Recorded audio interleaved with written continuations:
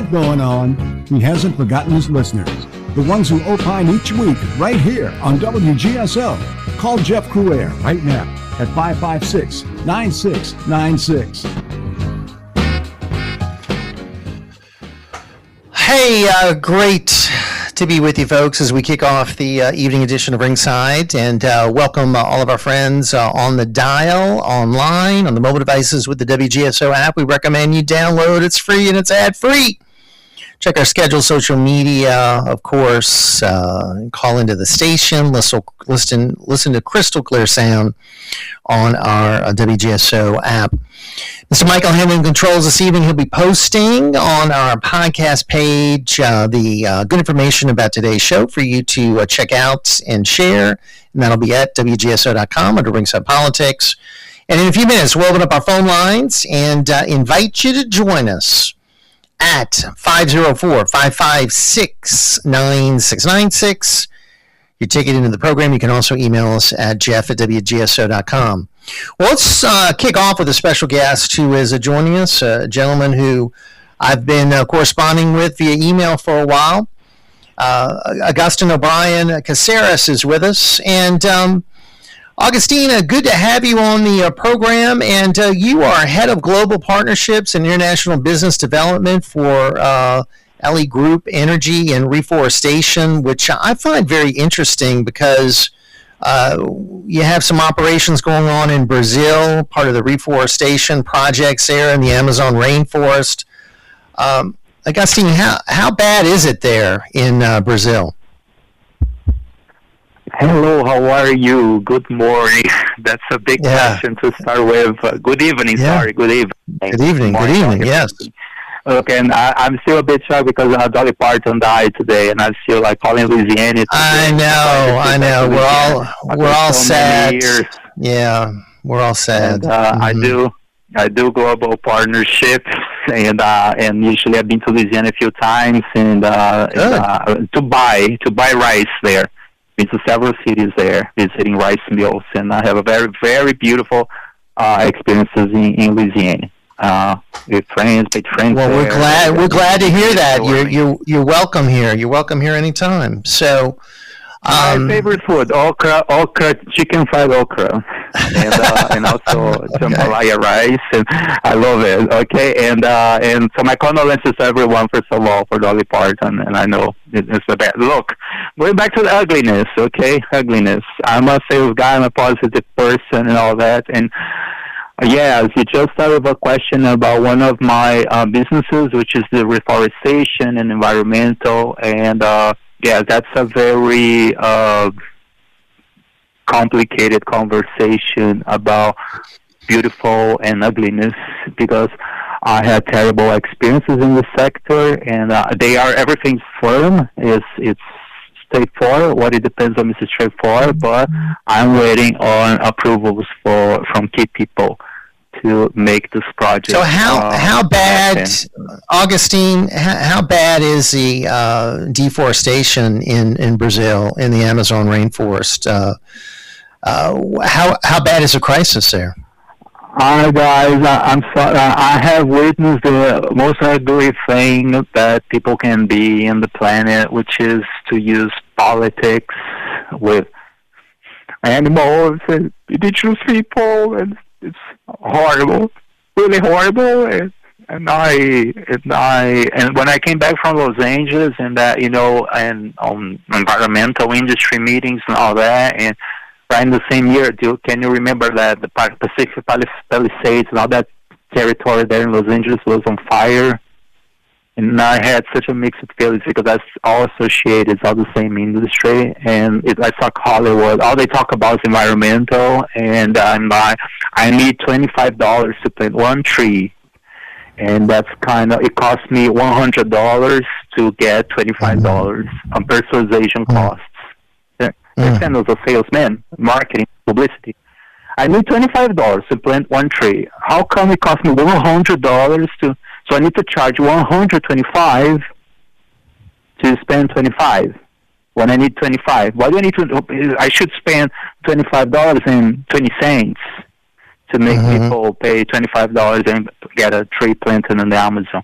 But that'll be one of the details on this entire industry. But the worst of all is politics. Like, how come people can use politics on a bad way because the Amazon rainforest is so beautiful?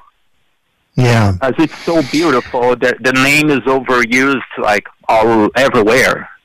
But there's nothing substantial about it. It's actually, another thing that's terrible is sensationalist media also, they make a lot of money advertising against the Amazon, like saying things like, oh, look how bad it is. Oh, look what they did. But they did it in such a way that they just make the problem worse.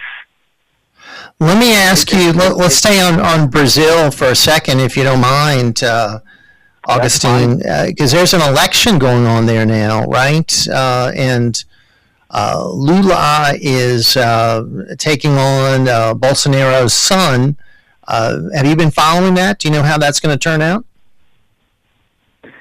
Well, the situation in Brazil is, look, I was raised in Brazil. My family is can be considered an American, South American family because I have American roots on my grandmother's side, and my father moved to Brazil to work for an American company there, like to build like the car industry, car and tractors industry. It was a company from Chicago. So my entire life I did Brazil and America businesses, but the last serious meeting I had about Brazil was in America was 2019. In Florida, and a group of entrepreneurs asked me my opinion about Brazil. And 8 years ago, I was saying, look, I would not invest 1 cent in Brazil. And that was like 8 years ago.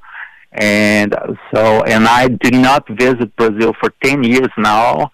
So I am frustrated by what's going on in Brazil, but not surprised because I knew this was coming. But unfortunately, got worse than what I expected. And today, yes, Brazil is a serious threat. I think President Donald Trump is addressing the problem very properly. He's being very brave and to really be honest and direct about it. There's no time for bullshit. And I think we're doing a good job. All right.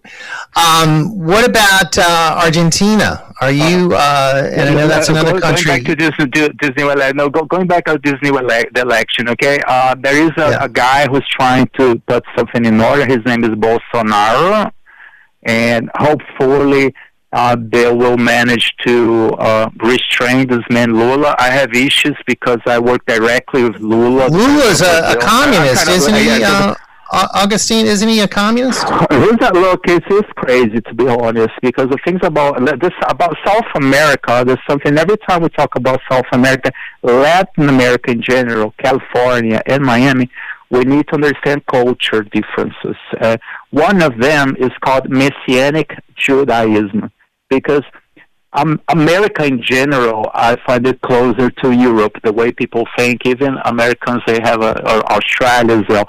Latin America has a more ancient history that's directly connected with the Inquisition in Spain. So that created a religion that's called Messianic Judaism.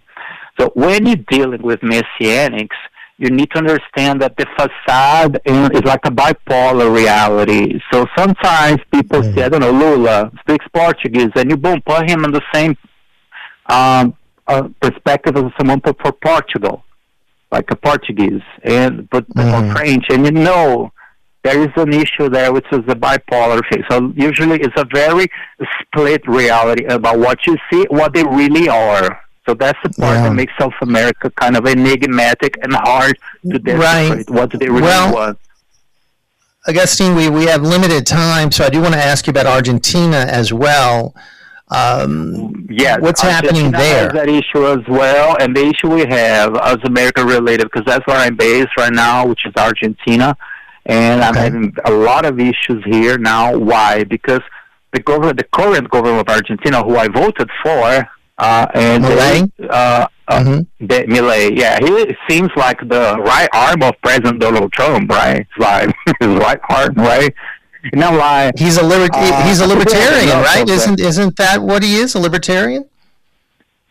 Exactly, Bertani, whatever, but what's the reality? Because then we go back to Messianians. Okay, that's what he shows, but what he's for real. I think there's a bipolar reality because on the ground here, face to face, I have been exposed because I gave a lot of enthusiasm, and then I started working the Argentinian market and bringing up even on environmental as well. But then I'm facing a country that is still not prepared to handle the American flag side of society. I think there's a lot of responsibility. I wrote to President Donald Trump through the Contact Us on the White House website with my complaint about what's happening. Because I believe people like me, I'm vulnerable because I'm exposed. I started doing the Argentinian market. Like, okay, there's a new Argentina now. They're open to do business with America. I have my companies in America. I do business development. And boom, boom, boom, there's opportunity, and more and more opportunities. A lot of opportunity in Argentina. But I'm still waiting. For example, problems that Argentinians do not accept middle class. Yeah. Argentinians do not have middle class, and they do not want to have middle class. So how come can you be integrated with America in a country that does not pay for service costs? So like that. Well, we've been was not addressed at all. Okay. Yeah, Augustine, we have a break, but I want to thank you for joining us. We'll do it again because I do want to keep in touch with you about what's happening in these important countries of Argentina and Brazil, and of all your business ties down there. It's good to get input as to what is happening. We got to get a break in. Thank you, Augustine. Appreciate it. We'll do it again. Come back and open up our phone lines 504-556. Like. Because these countries are kind of exotic, okay? They're not as easier to understand. Yeah. That's the part that's kind of it's complicated to give easy answers, okay? All right, my friend. Well, look, thank you very much. Thank you, sir. And I wish you all the best on your show. I love your show, okay? And thank you. Follow you from here through the social media. Thank you. Please keep in touch. We're going to do it again. All right, we're going to get a break in. We'll come back with more right here on Ringside. We'll be right back. Southern Legal Clinics is a family-owned business. 3 brothers, Stephen, Tim, and Pat Rooney, and 2 nieces, Kristen and Courtney Rooney. They have been in business for over 40 years. They treat their clients as family. The law firm has 6 offices in Southeast Louisiana, and they've handled thousands of criminal and civil cases in 17 different